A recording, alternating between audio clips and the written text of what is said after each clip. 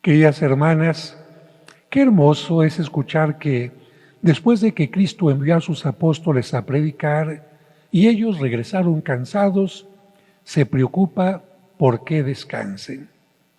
A lo largo de la Sagrada Escritura se nos habla constantemente de cómo Dios invita a ciertas personas, hombres y mujeres, para que fueran líderes, para que estuvieran al frente de su pueblo y pudieran conducirlo, guiarlo por el mejor camino, el del bien. Los primeros guías, casi surgidos naturalmente, fueron los padres de familia o los jefes del clan o tribu, como en las 12 tribus de Jacob, cuya responsabilidad de líder era proteger al grupo y proveerle de lo necesario para su sustento. Este liderazgo de guía, protección, sustento y seguridad fue y sigue siendo muy necesario e importante en la sociedad. También hubo liderazgos más amplios que el de la familia o el del clan, no solo de un grupo, sino de todo un pueblo, como fue el caso de Moisés, que tuvo la misión de conducir al pueblo por el desierto hacia la tierra prometida. Si el pueblo no hubiera contado con este líder, no solo no habría podido liberarse de la esclavitud de Egipto, sino que incluso pudo haber muerto, perdido en el desierto. También hubo liderazgos para enfrentar las batallas o a los grandes enemigos, como fue el caso de los reyes del Antiguo Testamento, como David, que para vencer al gigante Goliat o a los filisteos se debió caracterizar por la fe en Dios y por una gran valentía. Pero como no solo existen peligros materiales, sino también espirituales, también fueron necesarios los líderes espirituales, como el liderazgo de los profetas, los levitas o los sumos sacerdotes que ayudaban a animar, corregir y santificar al pueblo. El plan de Dios es maravilloso porque con buenos líderes los resultados siempre son muy positivos. Sin embargo, muchos de aquellos líderes fallaron y siguen fallando. Y al fallar, como en el caso del Antiguo Testamento, hicieron que el pueblo perdiera la unidad, la seguridad, el rumbo e incluso la fe, llegando a caer en la corrupción material y espiritual. Por eso, en la primera lectura que hemos escuchado hoy, Dios denuncia y llama la atención a los líderes del pueblo de Israel que en lugar de comportarse como verdaderos pastores, pensaron únicamente en sus intereses personales. En lugar de guiar con buen ejemplo, cometieron el pecado de escándalo, que en la Biblia significa dar mal ejemplo, conducir a otros al mal, hacer que con sus obras la gente se aleje de Dios. Afortunadamente, en la misma primera lectura, se nos enseña que Dios no permaneció indiferente ante la mala conducta de los guías, sino que prometió al pueblo enviar a su Hijo Jesucristo como un buen pastor que vendría a unir a las ovejas dispersas, a buscar a la perdida, a sanar a la herida y a dar la vida por ellas. Y así lo describen los 4 evangelios, a un Cristo preocupado siempre por sus ovejas, incluyendo a los apóstoles, a quienes en el evangelio de hoy no solo les pide que trabajen predicando, sino que también se preocupa por ellos y les pide que descansen para que puedan recuperar fuerzas. También el evangelio presenta a Cristo preocupado por todos aquellos que parecen ovejas sin pastor. A propósito de este tema, hoy podemos reflexionar sobre la importancia de los líderes, porque para ser un verdadero líder hay que ser sal de la tierra y luz del mundo, ayudar a transformar las cosas en forma positiva y no solo ser famosos como algunos de los que ahora se llaman influencers. Hoy, Dios nos sigue invitando a vivir verdaderos liderazgos porque hay niños que escapan de sus hogares para vivir en la calle por falta de padres y madres líderes que se preocupen por ellos, les dediquen tiempo y les enseñen a vivir los valores en lugar de maltratarlos o ignorarlos. Hacen falta también verdaderos líderes sociales y políticos porque la pobreza, la inseguridad, la violencia, el narcotráfico, la corrupción, la falta de oportunidades y la división van creciendo. Y la división nunca permite alcanzar grandes metas, si acaso solo las del líder que divide. Hacen falta también líderes religiosos que mediante los valores de cada credo o religión promuevan el respeto y la participación de todos para crear una mejor sociedad, poniendo atención especialmente a los más vulnerables y necesitados. Hacen falta líderes artísticos y culturales que ayuden a cuidar, a preservar los bienes culturales que hemos heredado y también que sepan crear nuevos como herencia a las siguientes generaciones. Y a este respecto, todos, ustedes, yo, todos de una manera u otra, podemos ser líderes. De hecho, somos líderes para conducir hacia el bien o hacia el mal. Pero, ¿qué es un líder? Esta palabra viene del inglés leader, que define así a quienes son capaces de guiar e influir a otras personas o grupos de personas. ¿Cómo debe ser un verdadero líder? Tener un carisma especial que le permita atraer e invitar a otras personas a la acción o proyecto deseado. Debe partir de su propio ejemplo y pasión por lo que cree y defiende. Esta característica es lo que le permite obtener el respeto de los demás y convertirse en modelo. Un líder debe tener capacidad de acción, trabajar no solo buenas ideas, debe dedicarse a guiar y coordinar, enlazar el trabajo de los demás, haciéndoles cumplir con sus responsabilidades, saber trabajar con distintas personas, defendiendo sus ideas, pero también respetando y permitiendo que los demás manifiesten sus opiniones e ideas, estimulándolos para que expresen sus propias posturas. A esto se le llama un líder respetuoso y abierto. Otra cualidad del líder es superarse constantemente y tener capacidad de acción. No solo dedicarse a guiar y articular el trabajo y actividades de los demás, sino también trabajar por cuenta propia, conociendo sus capacidades y debilidades, pero siempre arriesgándose para obtener mejores resultados. Debe de pensar de manera estratégica y a futuro para evitar y resolver problemas y finalmente debemos tomar en cuenta que los líderes se caracterizan por surgir en los momentos que realmente son necesarios, como el caso de ustedes, los papás, que quizás como solteros no eran líderes, pero cuando se convirtieron en papás comenzaron a tener todas las características que acabo de mencionar. En el caso de Cristo, se cumplieron todos los requisitos que lo convirtieron en un verdadero líder. No solo la preocupación por los demás, su acercamiento a todos, sino también el haber sido designado o instituido por Dios como tal. En el caso de los apóstoles, Cristo los instituyó como líderes, pero tocó a ellos ser coherentes con ese liderazgo, porque en el caso de Judas, esto no se cumplió. Él no podía hablar de arrepentimiento y perdón porque no creyó en esto, en el perdón, y lleno de remordimiento, no de arrepentimiento, se suicidó.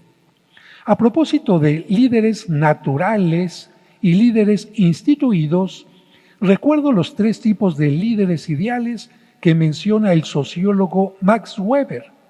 El primero es el líder llamado carismático o natural, que se caracteriza por poseer determinada virtud o carisma. Es el que en forma natural atrae a todos, tiene algo en particular. El segundo tipo es el líder tradicional, aquel que quizás no tenga carisma de líder, pero obtiene su liderazgo por tradición, herencia o costumbre, como es el caso de los reyes, que simplemente por haber nacido en una familia real, pueden convertirse en reyes, líderes de un grupo. A esto les llamamos líderes tradicionales. El tercer tipo de líder es el legal, aquel que obtiene su liderazgo no por carisma ni por herencia, sino por dedazo o por elecciones populares. Es decir, que es elegido o aceptado por otras personas o por el pueblo. Y es el caso de los líderes políticos que suelen ser elegidos o por dedazo de quien está arriba, de otro líder, o bien por la elección de la gente. Con lo anterior entendemos también que se puede distinguir entre líderes naturales e institucionalizados, es decir, los que surgen de los grupos de forma natural y los que son nombrados, instituidos o deben ser reconocidos por una institución. Los líderes institucionales pueden cubrir distintos cargos, sean políticos, espirituales también, espirituales o como educadores, entre otros. Por ejemplo, como los maestros que por institución son encargados de un determinado grupo. A ver, usted, maestra Cuquita, le toca el grupo primero A. ¿Quién lo institucionó? ¿Quién lo instituyó? Bueno, alguien. No fue el grupo de niños el que lo eligió, tampoco lo recibió por herencia, sino que alguien instituyó a esta persona. Otros ejemplos de los líderes instituidos o institucionales son los obispos, fíjense, porque inicialmente eran elegidos por aclamación. Era el pueblo el que decía: ¡ay, Agustín! Nosotros vemos en ti características para que seas nuestro líder y queremos que seas nuestro obispo. Así fue elegido San Agustín, por ejemplo, y otros más en aquel tiempo, por el pueblo. Pero con el tiempo los obispos tuvieron que ser reconocidos por la autoridad del Papa y se convirtieron en institucionales. Lo mismo ha sucedido con los sacerdotes. Lo ideal sería que todos tuviéramos cierto carisma de líder, pero no siempre se da el caso y sin embargo, en el momento de la ordenación sacerdotal nos convertimos en líderes institucionales. En el Antiguo Testamento se cumplía siempre con dos tipos de liderazgo: el heredado y el institucionalizado, el tradicional y el institucionalizado. ¿Por qué? Fíjense, porque en el libro del Éxodo vemos que Dios eligió solamente, únicamente, a los descendientes de la tribu de Leví, los levitas, para que ejercieran el sacerdocio y todo lo referente al cuidado del templo. En este sentido, los levitas fueron líderes institucionales, instituidos, pero lamentablemente no siempre se esforzaron en cumplir con ese honor y responsabilidad y tener ese carisma de tener atención por la gente. Por eso precisamente la primera lectura es dura contra ellos. ¡Ay de ustedes, malos pastores! ¡Ay de ustedes, líderes! Que eran de la tribu de Leví, que debían de haber conducido al pueblo hacia el bien y han hecho lo contrario. Y si esa lectura la adaptamos a nuestro tiempo, es muy dura contra todos los que estamos al frente de cualquier grupo, sea familiar, político, religioso o social, y no cumplimos con nuestra misión. Por eso Dios quitó el liderazgo a la tribu de Leví. ¿Dónde están ahora, de acuerdo al Antiguo Testamento, los sumos sacerdotes de la tribu de Leví? No existen. La tribu de Leví ahora es conocida porque se dedicaron a construir, a fabricar unos pantalones que llevan la marca Leví, exactamente. Pero, ¿dónde está el sumo sacerdote?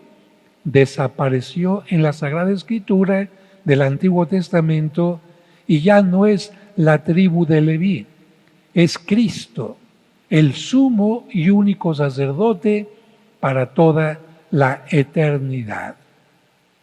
Esto nos lleva a una última reflexión. Hay líderes positivos y hay líderes negativos.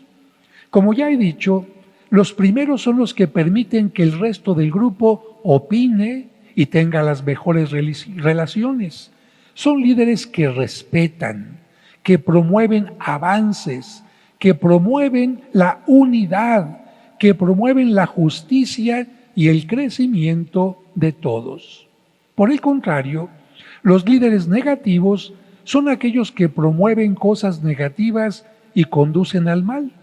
Un ejemplo de esto son los líderes de la delincuencia organizada. Hay líderes entre ellos, entre los capos, o los líderes autoritarios que buscan solo el bien personal o de su pequeño grupo. Un líder autoritario en la familia, un líder autoritario en la escuela, un líder autoritario en la iglesia, un líder autoritario en algunos gobiernos. Se caracterizan por ser dominantes, por abusar de su poder, soy tu padre, soy tu jefe, etc., por imponer las cuestiones a tratar y no permiten la libre expresión del resto de sus compañeros. Hijo opina, no, usted cállese. De estos líderes malos, negativos, tenemos algunos ejemplos en la Biblia, como el rey Ahab, que en tiempo de Elías fue infiel y trajo males a su pueblo, o algunos escribas y sumos sacerdotes que hicieron que Jerusalén fuera destruida y el pueblo exiliado a Babilonia. Es muy doloroso que, lamentablemente, en todas las instituciones, incluidos los gobiernos y la iglesia, existan estos malos ejemplos. Pero afortunadamente, también hay líderes ejemplares, como los héroes y los santos. Por eso, Dios nos recuerda a través de Cristo que debemos de ser sal y luz de la tierra, es decir, buenos líderes en el campo o en el área que nos encontremos, iniciando con los padres de familia, porque la familia es la célula de la sociedad. Y si en la familia hay líderes, los padres, que crean, que educan a nuevos líderes en los valores, la sociedad irá cambiando. En cambio, si los padres, que deben de ser sal de la tierra y luz del mundo, no hacen lo suyo, habrá niños de la calle, habrá niños que se convierten en delincuentes, habrá niños que por falta de amor se conviertan en personas agresivas y violentas. Y una última palabra especialmente a estos, a los padres de familia, líderes, y a todos los líderes. ¿Cuáles son las últimas palabras? Quien trabaja, se esfuerza y se preocupa por los demás, se cansa.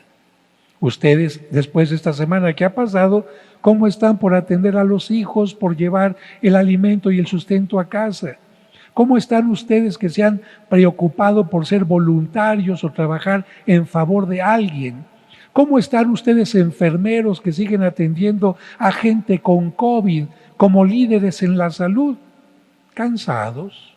Por eso Cristo les dice a estos líderes, como les dijo a sus apóstoles, busquen también para ustedes un tiempo de reposo y descanso. Y en ese momento, en ese descanso, unidos a Dios, podrán recuperar sus fuerzas para seguir trabajando.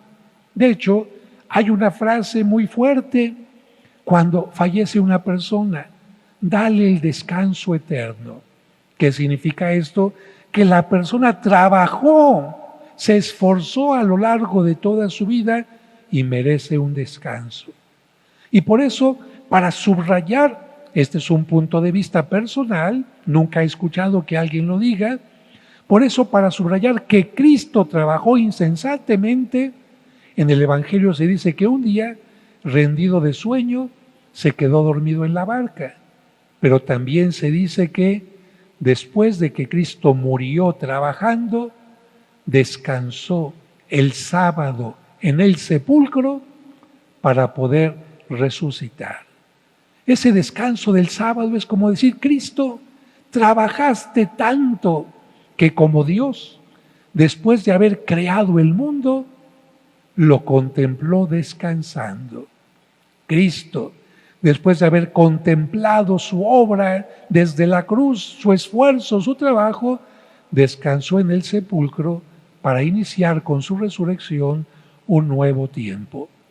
Gracias a Dios por el trabajo y gracias por el descanso.